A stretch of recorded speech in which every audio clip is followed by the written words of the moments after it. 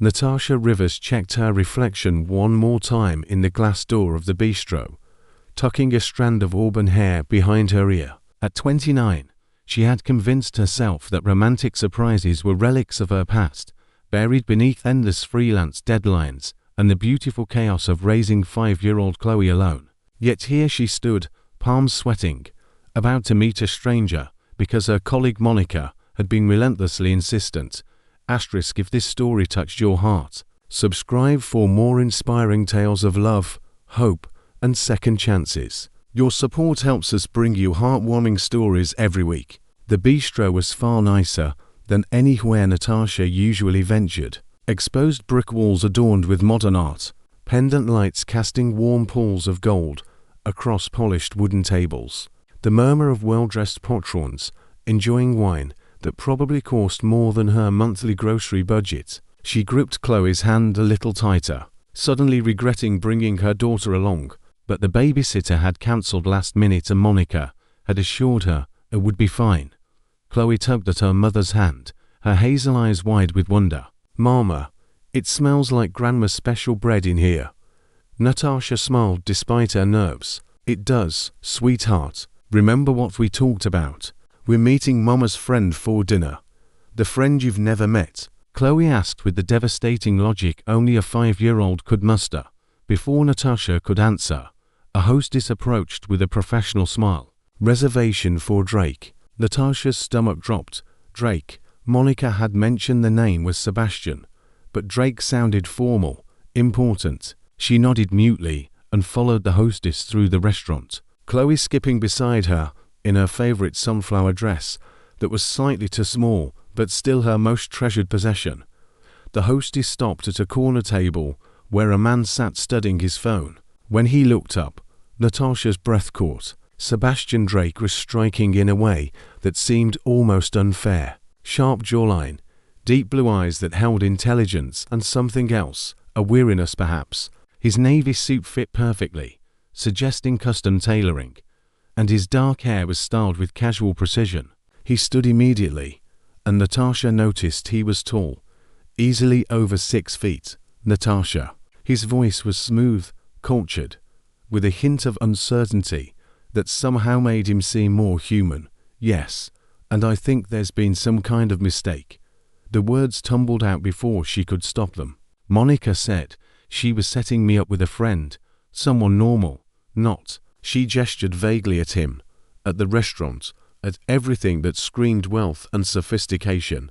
A flicker of something crossed his face. Amusement, disappointment. "Not someone like me. This is Sebastian," Chloe announced cheerfully, apparently reading the name card on the table. "That's a prince name. Are you a prince?" Sebastian's entire demeanor softened as he looked down at the little girl. He crouched to her level, his expensive suit forgotten.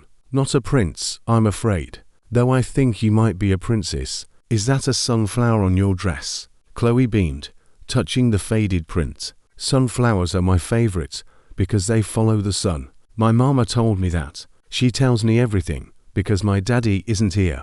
Natasha felt heat flood her cheeks. "Chloe, honey, it's all right," Sebastian said gently, straightening. "Please, won't you both sit? I promise I don't bite. And the pasta here is exceptional."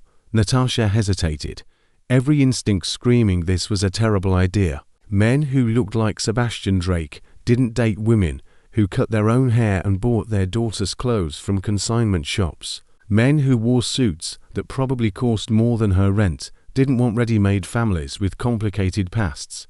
But Chloe was already climbing into a chair, and Sebastian was holding out another for Natasha, with such genuine hopefulness in his eyes that she found herself sitting despite her better judgment. A waiter appeared instantly with menus and a kids' activity pack for Chloe. Natasha opened her menu and immediately wanted to close it. She did quick mental math and realized a single entree cost what she usually spent on 3 days of meals. "I should explain," she started, keeping her voice low. "Monica is wonderful, but I think she oversold this situation. I'm a freelance graphic designer who works from home so I can be with my daughter. I live in a 1-bedroom apartment where Chloe and I share the bedroom, and I sleep on a pull-out couch. My ex-husband, Chloe's father. He left when I was 6 months pregnant, sent divorce papers and disappeared. I haven't finished my degree because I can't afford it and She took a breath. I'm not someone who belongs in places like this or with someone like you. The restaurant hummed with quiet conversation around them. Chloe had already started coloring, her tongue poking out in concentration. Sebastian sat back in his chair, studying Natasha with an intensity that made her want to squirm. Monica told me you tried to talk yourself out of this, he said finally. She said you were brilliant and kind and completely unaware of your own worth. She also said you'd assume was out of your league before giving me a chance to prove I'm probably not. Natasha blinked. That sounds exactly like something Monica would say. She also told me, Sebastian continued, a slight smile playing at his lips, that you once spent an entire weekend redesigning her company's branding for free because you believed in what they were doing, that you leave encouraging notes in library books for strangers to find, that your daughter talks about you like you hung the moon because you've somehow managed to create magic out of very little. Natasha felt tears prickling behind her eyes. She talks too much. I think she talks exactly the right amount. Sebastian leaned forward. Can I tell you something? I run a tech company that I built from nothing. On paper, I'm successful. I have a penthouse apartment with a view of the entire city, a car I barely drive, invitations to events I never attend, and I'm lonely, Natasha. Profoundly, achingly lonely. I can't remember the last time I had a conversation that mattered. That wasn't about profit margins or product launches or networking opportunities. His honesty surprised her. This wasn't the polished pitch she'd expected from someone in his position. Monica and I met at a charity function, he continued. I was there because my PR team said I should be. She cornered me by the champagne fountain and told me I looked like I needed a real friend. She was right. Over the past year, she's become one. And when she said she knew someone who could remind me what actually matters in life, someone genuine, I said yes, because I trust her judgment. Chloe looked up from her coloring. Do you like mac and cheese? The kind with the powder? Sebastian grinned. I haven't had that in probably 20 years, but I used to love it. Mama makes it the best. She adds extra butter, even though butter costs a lot. Natasha wanted to disappear under the table, but Sebastian's expression held only warmth. Your mama sounds wonderful, he said to Chloe, then looked at Natasha. Please, stay for dinner. Let's just talk like to people who were set up by a meddling mutual friend. If you want to leave after, I'll understand, but give it a chance. Something in his voice, vulnerable beneath the confidence, made Natasha's decision. She nodded slowly. One dinner. Sebastian's smile transformed his face, erasing years of corporate weariness. One dinner, he agreed. And as the waiter came to take their order, as Sebastian helped Chloe decide between chicken tenders and pasta, as the conversation began to flow more naturally, Natasha wondered if maybe, just maybe, Monica had known exactly what she was doing after all. The evening unfolded in ways Natasha hadn't anticipated. Sebastian ordered thoughtfully, making sure to include items Chloe would enjoy without making Natasha feel self-conscious about the prices. He asked the waiter to bring the children's meal first, understanding without being told that a hungry 5-year-old could derail any conversation. As Chloe happily worked through her pasta, Sebastian turned his attention to Natasha. Monica mentioned, you're a graphic designer.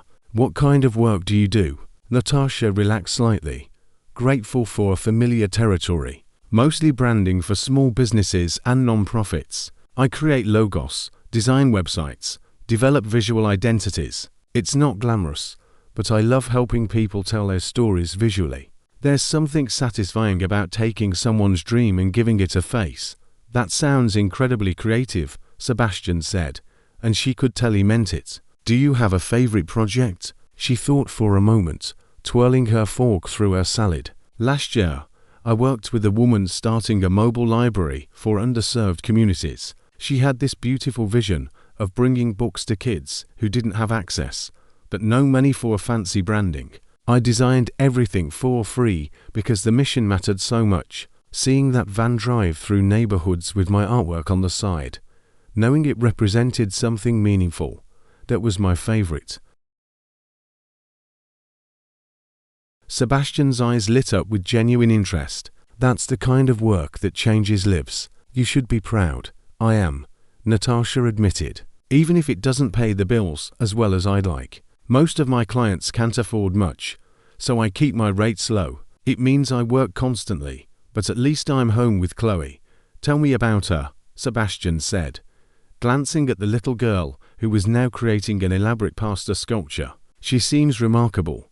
Natasha's face softened the way it always did when talking about her daughter. She is. Chloe's curious about everything. She asks a million questions a day, sees magic in the smallest things. Last week she spent an hour watching ants carry crumbs across the sidewalk, narrating their entire lives like a documentary. She makes me see the world differently, notice details I'd otherwise miss, like her mother.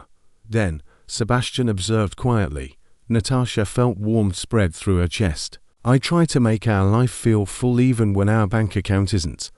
We have library adventures, park picnics, living room dance parties. She doesn't know we're struggling, because I never want her to feel like she's missing out on childhood. You're an incredible mother, Sebastian said with such sincerity that Natasha had to look away. What about you? She asked, deflecting. Monica said you built your company from nothing. That must have been challenging. Sebastian's expression shifted, becoming more guarded. I started coding when I was 12. By 16, I was building apps. By 22, I'd developed a platform that caught investor attention. 10 years later, I have 300 employees and more success than I know what to do with. That doesn't sound like a complaint, Natasha said gently. He sighed, running a hand through his hair. It's not. I'm grateful, truly. But somewhere along the way, I lost myself in the achievement. Every milestone became just another stepping stone to the next goal. I stopped celebrating wins because there was always something bigger to chase. I built a company, but forgot to build a life. Chloe looked up suddenly. You sound sad like Mama sometimes gets. The observation hung in the air. Natasha started to redirect her daughter, but Sebastian shook his head. You're very perceptive, Chloe, he said. You're right. I am sad sometimes. Do you know what helps your mama when she's sad?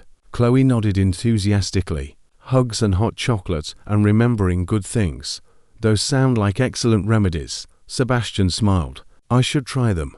As dinner progressed, their conversation deepened. Sebastian talked about the isolation of success, how people saw his bank account instead of him, how every relationship felt transactional. Women dated him for status or money. Friends wanted connections or favors. Employees saw him as a boss rather than a person.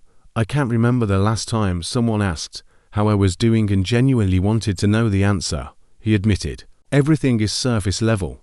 Business lunches where we discuss quarterly projections. Networking events where conversations are just elevator pitches in disguise. I go home to an empty apartment every night and wonder what the point of all this success is if I have no one to share it with. Natasha understood loneliness, though her version looked different. I know what you mean about isolation, though mine comes from different circumstances. Other mothers at the park have husbands to talk about, family vacations to plan, concerns about which private school to choose. I'm worried about making rent and whether Chloe notices her sneakers are held together with glue. It's hard to connect when you're living in different realities, but you keep trying, Sebastian observed. You still show up at the park, still engage with people even when it's uncomfortable. I have too, for Chloe's sake. She needs socialization, friendships, normalcy. My discomfort doesn't matter compared to her needs. Sebastian nodded slowly. That's what I admire about parents. You put someone else first instinctively. I've spent so long focused on building something that I forgot to consider who I was building it for.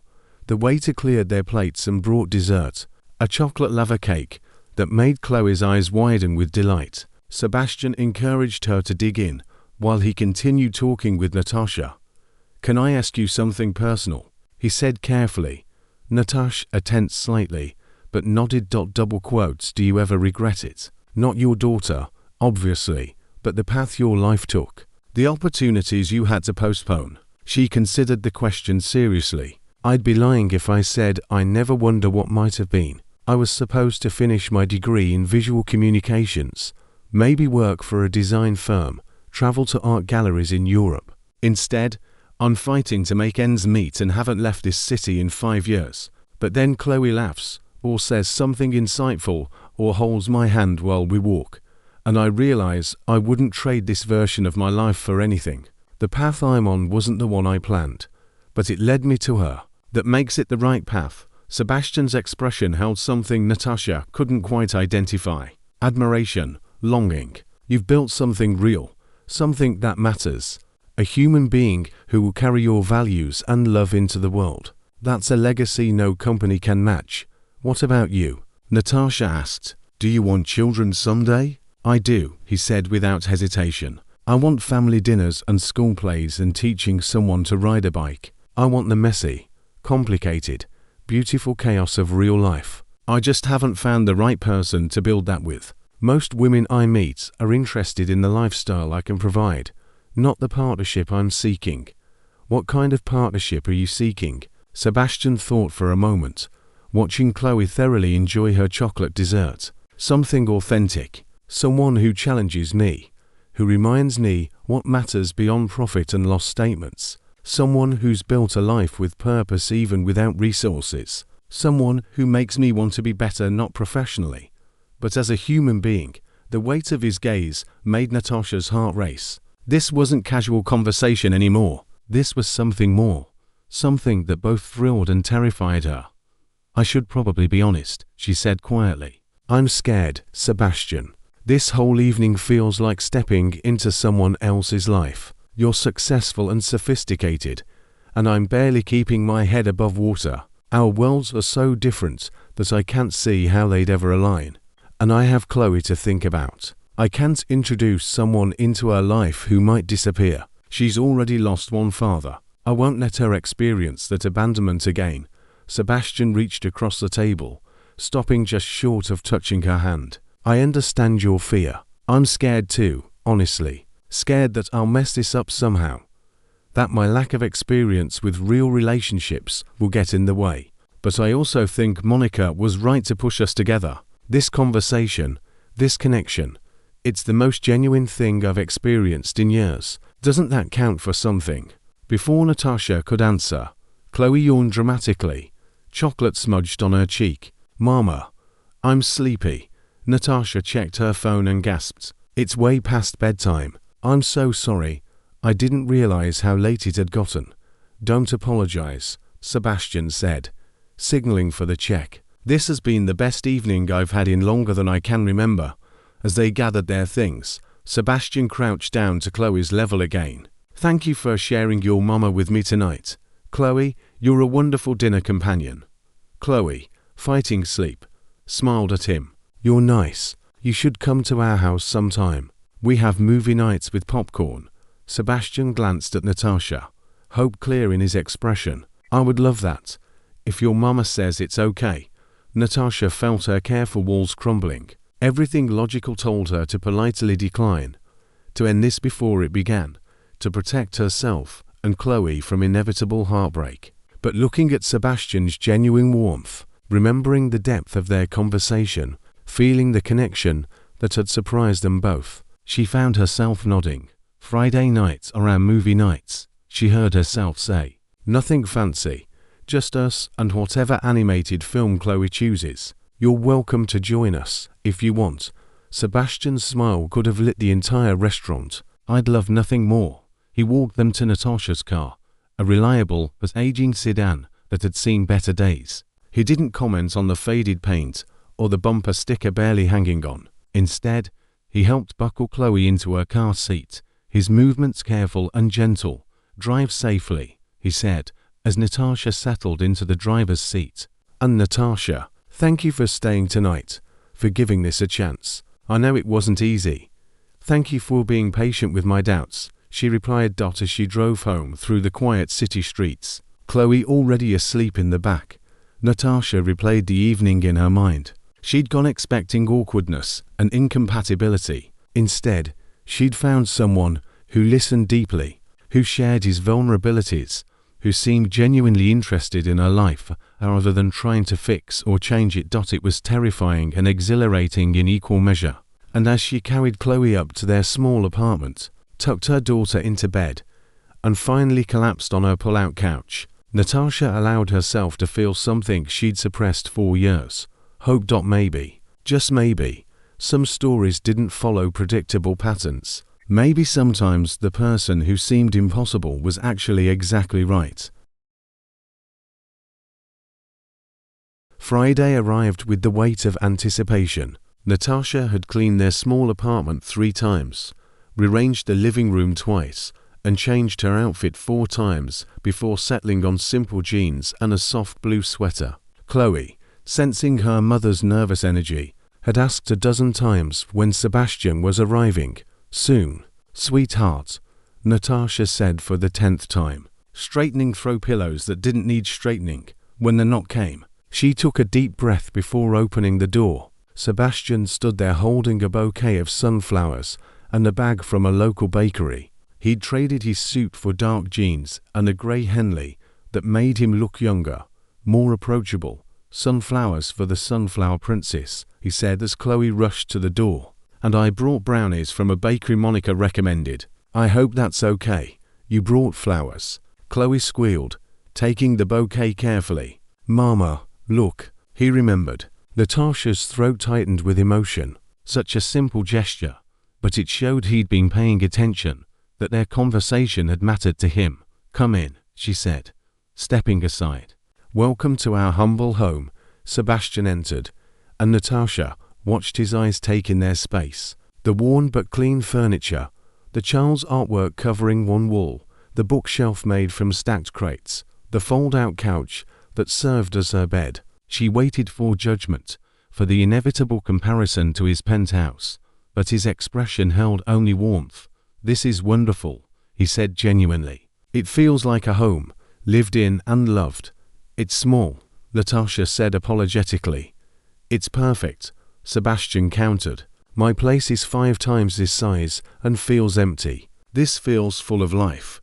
Chloe grabbed his hand, pulling him toward the couch. We're watching the movie about the princess who saves herself, and we made popcorn with extra butter. The evening unfolded with surprising ease. They settled onto the couch. Chloe positioned happily between them, bowl of popcorn balanced on her lap. Sebastian asked questions throughout the movie, genuinely engaged with the story, making Chloe giggle with his commentary. During a quiet scene, Chloe fell asleep against Sebastian's shoulder. He froze, looking at Natasha with uncertainty. What do I do? He whispered. Natasha felt her heart melt. Just let her rest. She's comfortable. They finished the movie in companionable silence, speaking in hushed tones during credits. Natasha carefully lifted Chloe and carried her to bed, returning to find Sebastian studying the artwork on their wall. Did Chloe make all of these? He asked. Most of them. Some are mine from when I have free time, which isn't often. Sebastian pointed to a watercolor of a sunset over water. This is beautiful, Natasha. You're incredibly talented. She shrugged, uncomfortable with praise. It's just a hobby now.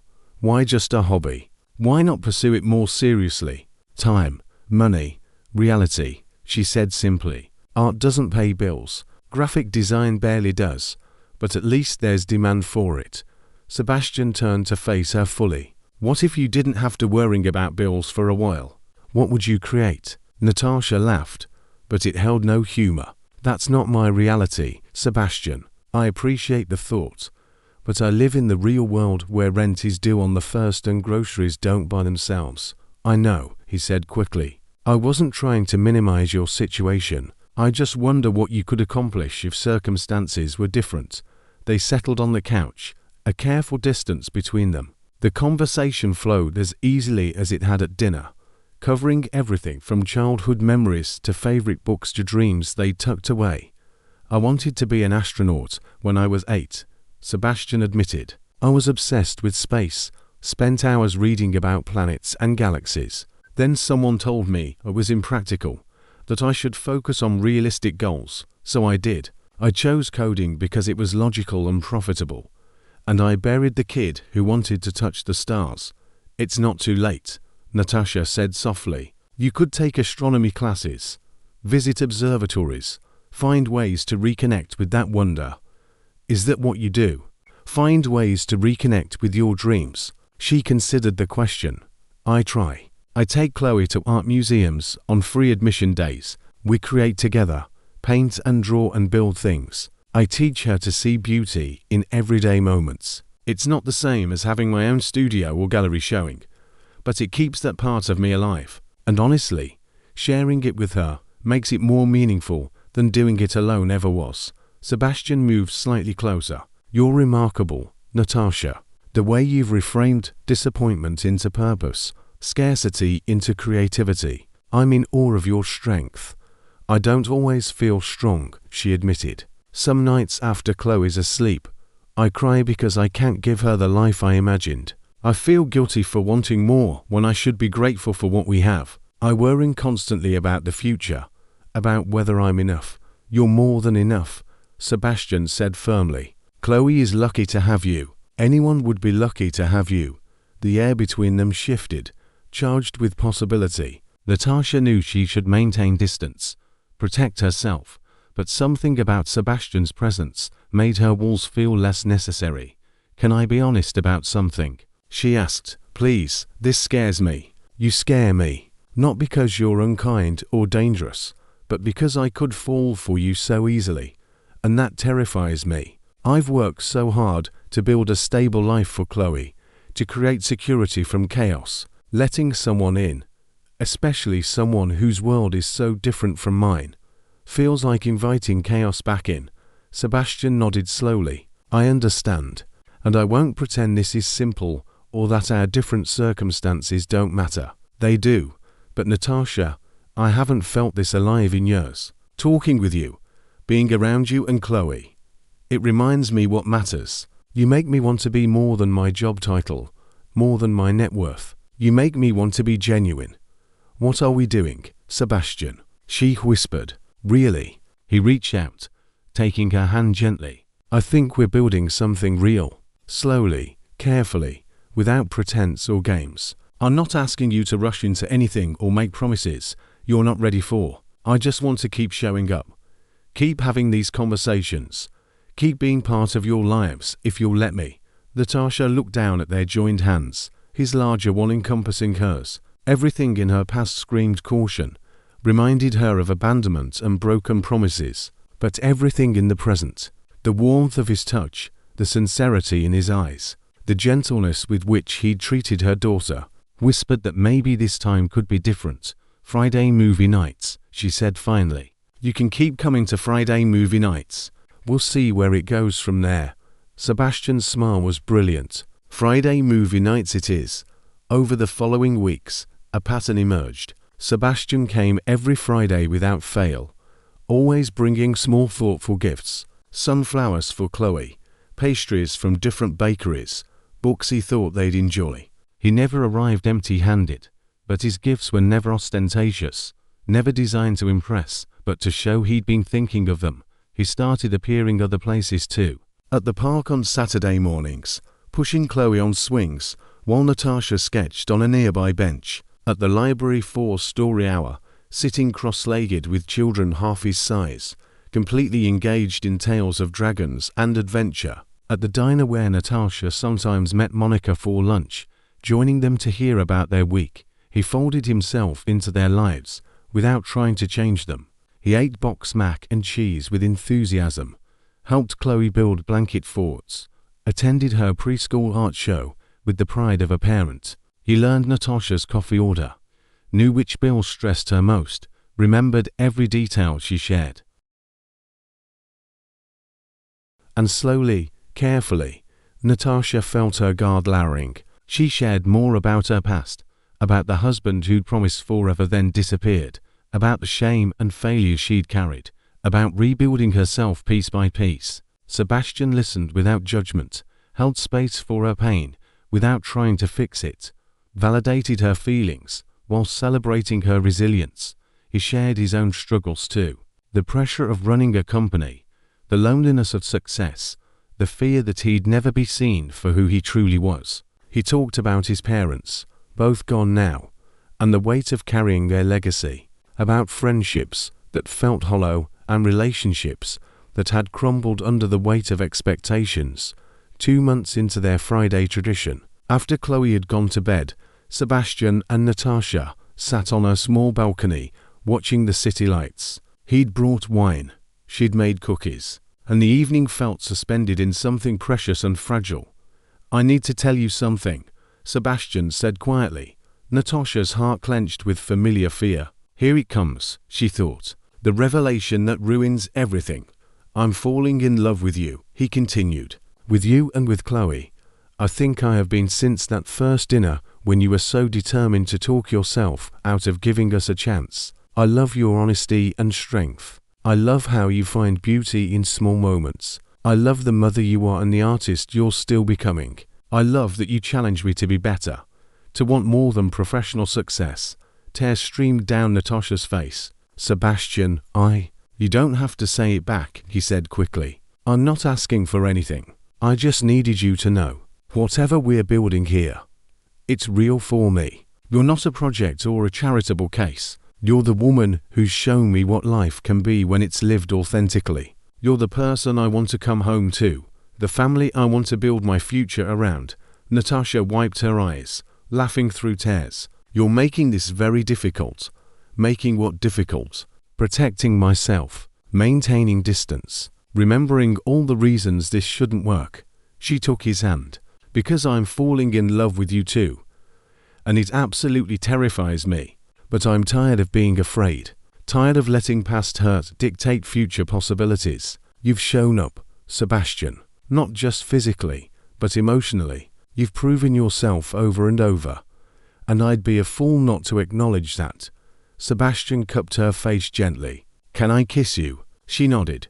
And when their lips met, it felt like coming home and setting off on adventure simultaneously. The kiss was tender and promising, full of everything they'd been building and everything they still hoped to create. When they finally pulled apart, Sebastian rested his forehead against hers. "So what happens now?" Natasha smiled. "Now we keep building, one Friday at a time, one moment at a time. We figure out how to blend our worlds, how to navigate the complicated parts. We choose each other every day and trust that love is enough foundation to build something lasting." "I can do that," Sebastian whispered. "I want to do that." And sitting there on her tiny balcony in her modest apartment, Natasha understood something profound. Love didn't require matching circumstances or identical backgrounds. It required showing up authentically, choosing vulnerability over protection, believing in possibilities even when logic suggested otherwise. She'd walked into that blind date expecting disaster. Instead, she'd found partnership, genuine connection, someone who valued her for exactly who she was rather than who she might become. Someone who saw Chloe not as baggage, but as blessing. Someone who proved that different worlds could merge when both people were willing to build bridges. The future still held uncertainties, questions about logistics and long-term planning, about how to blend their vastly different lifestyles, about what their relationship would look like as it deepened. But sitting here with Sebastian, feeling the solid warmth of his presence, Natasha felt something she hadn't experienced in years, confidence that whatever came next, they'd face it together. Sometimes, she realized, the best stories are the ones that begin with someone brave enough to stay when everything suggests they should leave. And sometimes the person you think you can't have, exactly the person you need, teaching you that love transcends circumstances when two people are willing to choose each other, fully and without reservation, every single day. The blind date might have seemed like a mistake at first, but staying for dinner, opening her heart, taking a chance on impossible possibilities, that had been the best decision Natasha ever made. And as Sebastian pulled her close under the stars, she knew this was just the beginning of their story, one they'd write together with honesty, hope, and unwavering love.